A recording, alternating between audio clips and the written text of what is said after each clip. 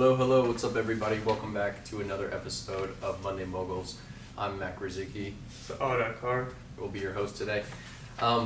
So in this week we got a lot of really interesting things to talk about. Some of the most takeaways that I've gotten from this new book, Sales EQ, that we'll talk about later, I thought was really interesting. And this week we'll just go over KPIs. You want to touch on that? Yeah, so number of calls made, collectively we made 257. Offers made, we put out one offer, we had one new buyer, and then also 5 new hot leads added to our hot leads list. And what is a hot lead? Basically anyone that we call up saying, hey, we're commercial guys, we like to specialize either in industrial, multifamily. We tell them a little bit about ourselves, and then we see what their future plans are with the property, see if they've talked about selling the property before, or if they're just interested in seeing what the property, like what they could get for the property. So basically it's a property that could potentially be listed by us, or somebody that said they're interested in entertaining offers. Right. Okay. So interesting market news -- current events. Florida law prohibiting property ownership from some foreign nations set to take effect this week. I believe you covered that, so do you want to talk on that? Yeah, so the countries that they're targeting the most are China, Cuba, Iran, North Korea, Russia, Syria, and Venezuela. I believe I also read on that it's mainly for China, and it's basically saying that you can't own any agricultural land, anything near like an airport, military base, and then also any critical infrastructure around like airports, refineries, power plants, chemical manufacturing facilities, and that went into law May 8th. So. Well, I think that makes a ton of sense, keeping American infrastructure American owned. So, I don't have a problem with that. I think that's a good thing. However, I do think that it limits a little bit of the liquidity in the market, but it's for the greater good, so so be it. Mm-hmm. It's kind of interesting. All those countries on there are the same countries that were on BRICS. Mm-hmm. So that was what: Brazil, Russia, India, China, South America, or South Africa, I think. Right. Yeah. And I had seen that there were even more countries that were trying to join BRICS to, in effect, take over the U.S. dollar. So, we're going to continue following that story, see where that continues to go, because it's just crazy what's going on right now, with the inflation and the high interest rates, and it's just, shutting off the valve for a lot of, money being put into the economy and for future investments. So, other thing, unrelated to real estate, is the concealed carry. So today, July 1st, you're now able to walk around the state of Florida with concealed carry without having to have a concealed carry permit. You cannot have open carry, but you can have the concealed carry. And when I first started off in investment residential real estate, we would be walking in properties where clearly squatters have been living there, and you never know what kind of situation you're walking into. So, personally, that would make me feel a little bit more safe. God willing, would never have to ever use it, threaten it, or anything like that. But you look at the relative safety of Texas, and I think they're doing okay. Minus their border crisis, but that's a different story. Do you think Florida would eventually transition to open carry state? I guess it has the potential ability to, but I think this is you don't even want to be an open carry, because I actually did take my concealed carry class, and they said like the biggest advantage you have is for them not to know that you have it. So open carry just paints a huge target on your back. So and it just immediately raises the level of concern. Right, in a situation like that. So it's better not to anyway. Anyway, so topics of the day, Q&A with Ada. So what do we got? So first one that I wanted to talk about is explain overall just location considerations. And lately, like you know that we've been doing more work on the industrial side. So wanted to know a little bit more and like explain like the importance of how important the location of is for that industrial site. And then also I heard about infill locations. I never really heard that, or I heard the term, but I just don't really know exactly what it meant.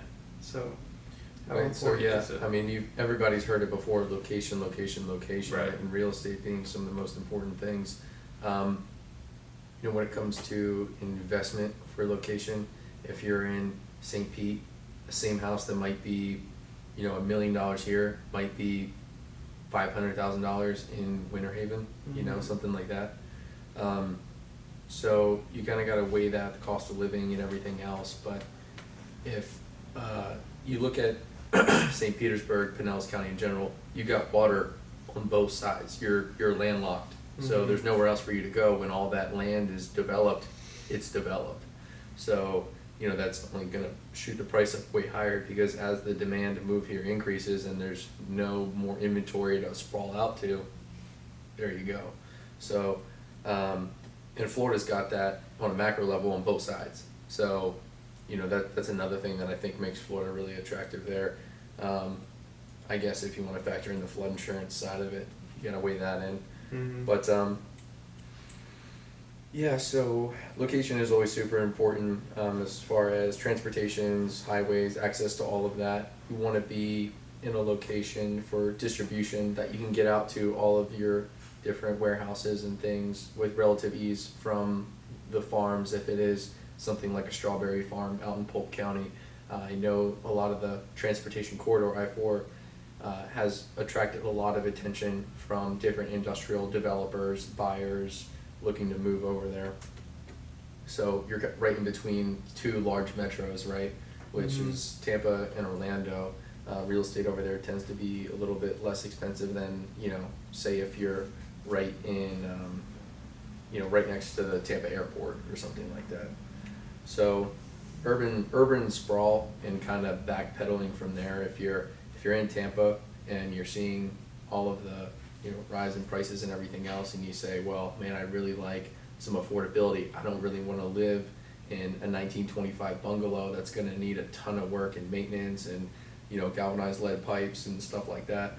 And you say, you know, I'd rather have something brand new with all the bells and whistles that I want for the same price with more square footage, and, you know, you can kind of have it tailored to however you want. A lot of these builders are building now out in Zephyr Hills, Wesley Chapel area, you know, like North Lutz and stuff like that. And people don't mind driving 40 minutes, 45 minutes to downtown Tampa for work or something like that, because they would rather have all those other things. And then as all of the residential gets built out, then more of the retail and the industrial and everything else kind of follows. So Those locations would be considered urban areas, is what you're saying? Like the Zephyr Hills, Lutz, like North Lutz. well, you know, it's urban sprawl. So as Tampa, like, is more urban area, and then you get to the more rural area that used to be cow farms, pastures, stuff like that, agricultural zoning, and then the zoning switches over and gets upzoned. That's when you see a big push in demand for more things like that. So yeah, I mean that's basically infill. And yeah, so let's go to number 2. Yeah, so second one are the challenges. So what are the current challenges faced by an industrial agent, developers, owners, and like what would you say are like the biggest challenges that they go through, not only with just a transaction, but just like finding different properties, working with different buyers and sellers, and I guess what the development side is. I mean, I don't really know too much about like development side, so I wanted to touch a little bit more on that. But I was more focused on like what are the main challenges that they encounter, because right now I know a little bit more about multifamily and what the challenges that we go through. So I just wanted to touch a little bit more on the industrial side. Okay, so I'm just gonna read the question. What are the current challenges faced by industrial real estate developers and owners, such as land scarcity, rising construction costs, and labor shortages? Um, I mean, right there, you just outlined a lot of the challenges already, and it's not just in industrial, it's really universal to developers as a whole. Getting the land, like, has gone way up, um, from what it was just a few years ago. So the land is more expensive, that's for sure, and your development costs as well. The lead time on a lot of these developers out here is like 2 to 3 years. And for instance, this warehouse deal that we were gonna do off Ulmerton, they needed a 400 amp panel. They couldn't get it. We talked to a dozen different commercial electricians, and they all said, "Yeah, we're a year out from being able to get that to you," which obviously killed the deal because that was a requirement that they needed in order to operate their business. So, yeah, the lead time on a lot of things is backed up still, and labor continues to go up. A lot of these people have jobs already scheduled out, and so because of that, they get like, I'm booked up, like I can't really do much more. And if they are going to do much more, in order to compensate for that hassle, the price is going to be reflected in that. And I've heard it be described as FU pricing, because they don't care whether or not they get the job.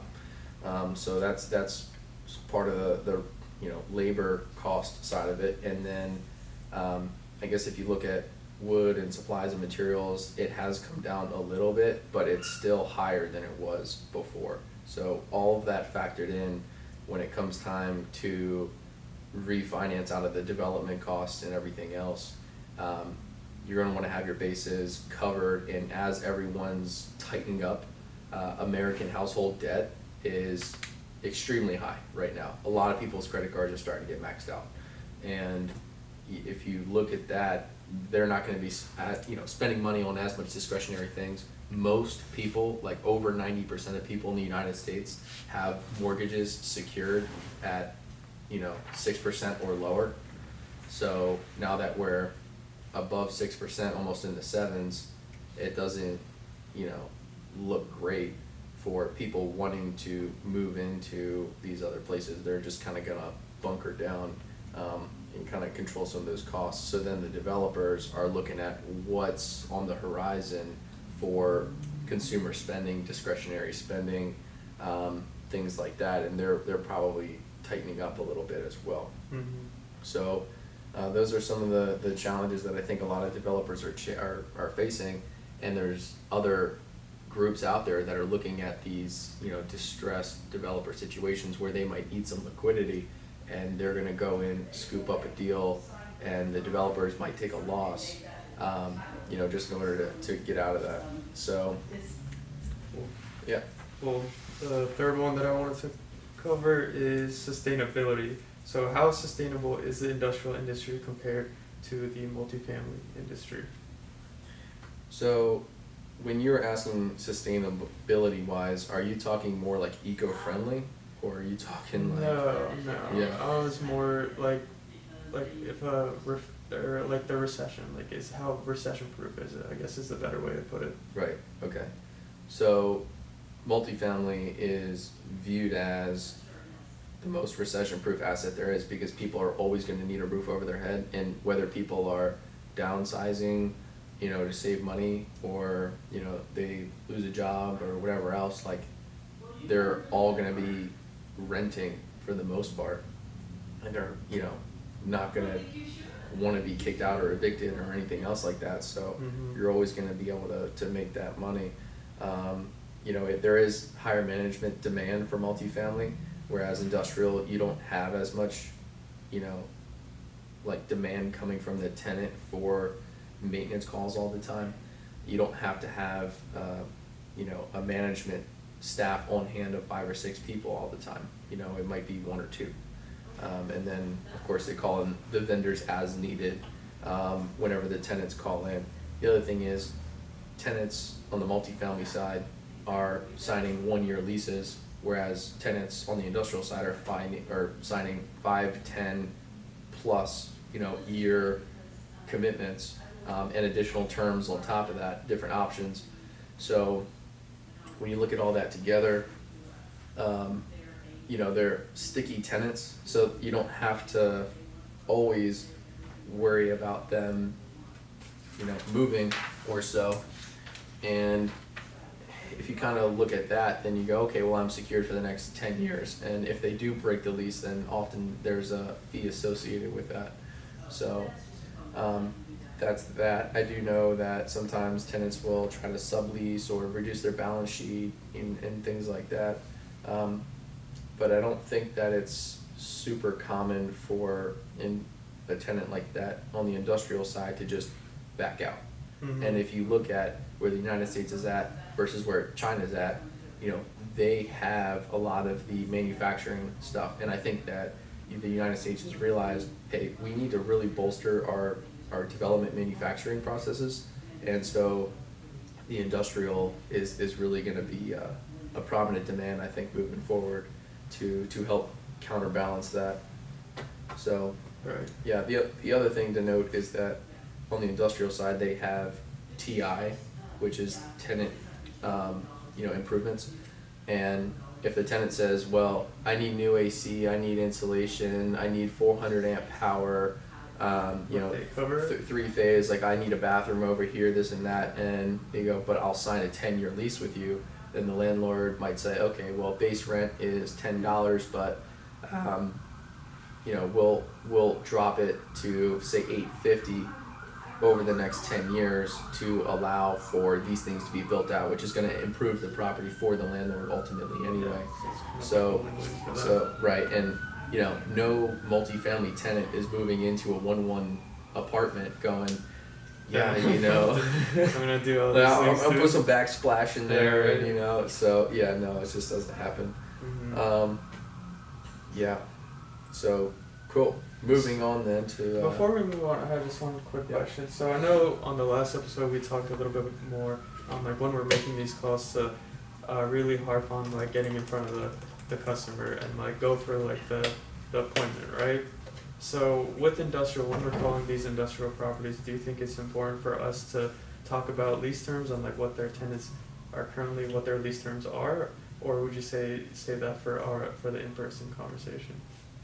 well, a lot of times, like, if you're getting in touch with the right people, they'll naturally want to talk about Yeah. their property anyway. If you're able to connect with them, and they'll bring it up. And if the conversation presents an opportunity to have that conversation, I would always have that conversation of like, you know, who's the tenant in there now? What do they do? How much are you getting for that? When is the lease up? You know, stuff like that. And then you can kind of begin strategizing with them and becoming an asset of, we can market this, we can get other tenants in there. I know of a few other tenants that might be looking for something like this in this area, and go from there. So yeah. Right. Cool. So cool. Additional notes. So these additional notes that I bring up on a weekly basis is basically me finding interesting things going on in the market, screenshotting it, and then, you know, going through my camera roll at the end of every week and then just kind of recapping all the interesting things. So I saw on a Facebook post, and this was actually a sponsored ad, and so I'm not 100% sure about the validity of this, but I mean, it seems true, is that 60,000 real estate agents have left the industry so far in 2023. Do you think those are like new real estate agents or like very like seasoned agents? I mean, very seasoned agents are still sticking around, you know, they're like, Yeah. you're holding true to their processes and everything, but I think a lot of people got their real estate license in the last 3 years and was like, real estate's on fire, let me get my license, you know, because the barrier to entry is very low. You pay $40, you pay maybe $100 for the course, and then, you know, you go take your exam and you Very submit your cheap. fingerprints and boom, you're a licensed agent, you know. So, but the rubber really doesn't meet the road until you've been in it for X number of years. It's not something that you can just fall into overnight. Mm-hmm. So with that being less competition, now there's more room to move into the space and really take up a lot of that market share and differentiate yourself for this next wave and phase that's coming. So it's all market cycles, and we're starting new ones, the end of other one, so it happens about every 8 to 10 years. Next thing is that student loan debt was canceled. Personally, I was looking forward to that, but I can see how, somebody, like I saw this video of this dad, and he had worked like 3 jobs to help his daughter graduate without any student loan debt, and I could see how you paying that and then somebody gets a break is like, damn, I just worked Did all hard. that, time. Right. And I mean, $10,000 is not a small chunk of money, neither is 20,000. But the other thing I would consider is look at the last 40 years. Tuition costs have risen dramatically more than everything. It's outpacing inflation, cost of living, and everything else. So it's becoming less and less of something that makes sense for potential students looking to get a degree to go in the workforce. And if you're going to like a liberal arts school, there's not always a job lined up for you, especially if it's something that might be, I don't know, like I don't want to say a major actually. So, but there's just certain degrees out there that are more in demand than others, For sure. including Yeah, trades. Trades is a big one, and Yeah. we need more trades That's fair to say. ASAP. And so we've all heard $1.5 trillion in debt coming due in the next couple of years, the vast majority of that being office space. But I saw this other statistic that was big. $8 billion of multifamily to face maturities this fall in October and November. And I personally know one of them that's coming due in November that we had talked about before. So October, November slated for $4 billion in maturities 2 years after the sector's peak.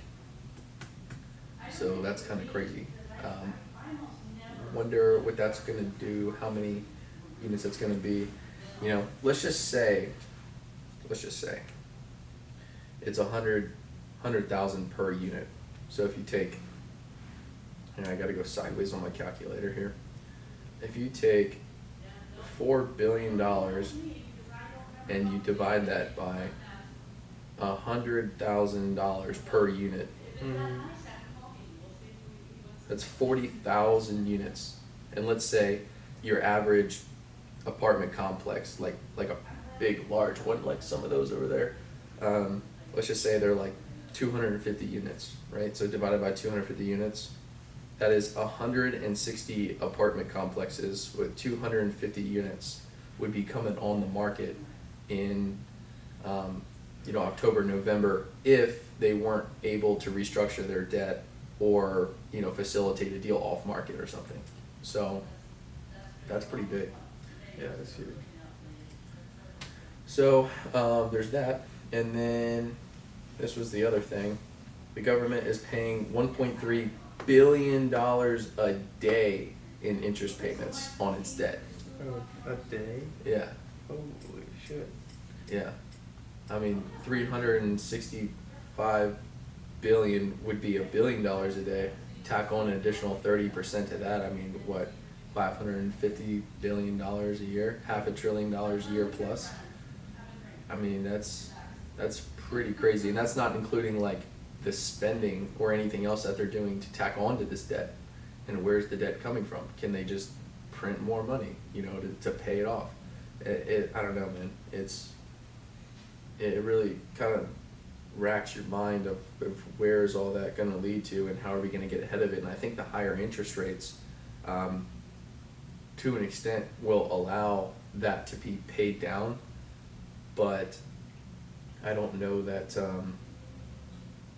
jacking it, doubling the rate in less than a year is going to allow the economy to just take that hit and just move forward like nothing's wrong. So it doesn't seem to go down. Right. So this is the last one, kind of personal thing. I was talking with the new maintenance manager for the property management company I'm working with on the Quadplex, and I'm there, I'm putting up backsplash, you know how crazy that was, and cleaning out the units, doing all the windows, painting the fascia, just making everything look really nice, getting it ready for a new tenant.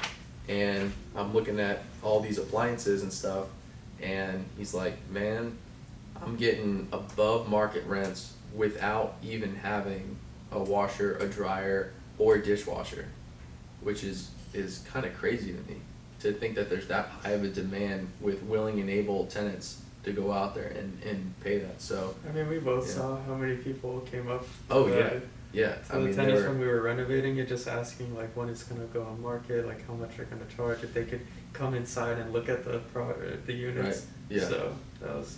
Yeah, I mean, there was at least 5 or 6 people that had pulled over, got out of the car, Yeah. and said, hey, when's this going to be ready and how much are you charging? Exactly. So, yeah, still a ton of demand, which is good to see. Cool, so that was one little tidbit that I thought was interesting. And For sure. as a newer landlord, like, looking at that, you say, oh man, I have to get a washer and dryer if I'm going to get $300 more a month out of this, but that's often not the cases, and the majority of your maintenance calls come from washer, dryer, dishwasher, because people don't clean the plates before they put it in the dishwasher. They don't clean the dryer vent, so the dryer malfunctions, and then, I guess the washers, they're just throwing whatever they can in there, and you get a lot of those issues. And so make sure you're getting warranties on that and everything else. So takeaways from this week's reading. Do you want to go ahead and start with yours? Oh yeah, sure. So I recently started The Greatest Salesman in the World by O.G. Mandino, and I'm really enjoying it. I'm pretty early in it right now, but the one thing that I really liked about it is lately especially I've been reading a lot of like self-help books, whether it's on just being like a salesman or like on real estate, but I feel like all of them are structured in a similar way where they give you like a 10-step, like, hey, do this, like know the market, know your buyer, like how to add value. But the way that he positioned the book is he like makes it like a fictional story, so it's like I feel like it's like easier to wrap your mind around it and really retain as much information as you can from the story. So I know from what I've understood right now,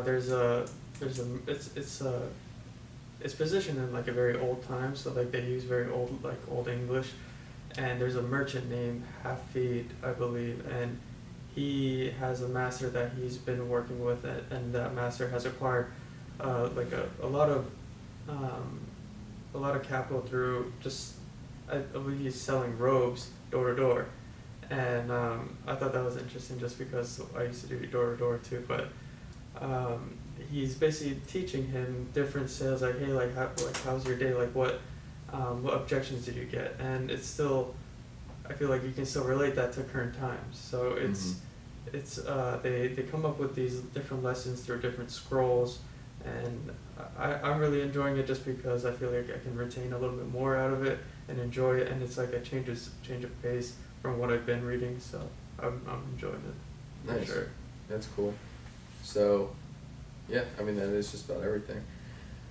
So, I am also reading a sales book, Sales EQ. I just finished the last sales book I was reading by the university president that I went to. That was a good read as well, but I like the angle of this one because it talks way more about the psychology behind the sale than anything.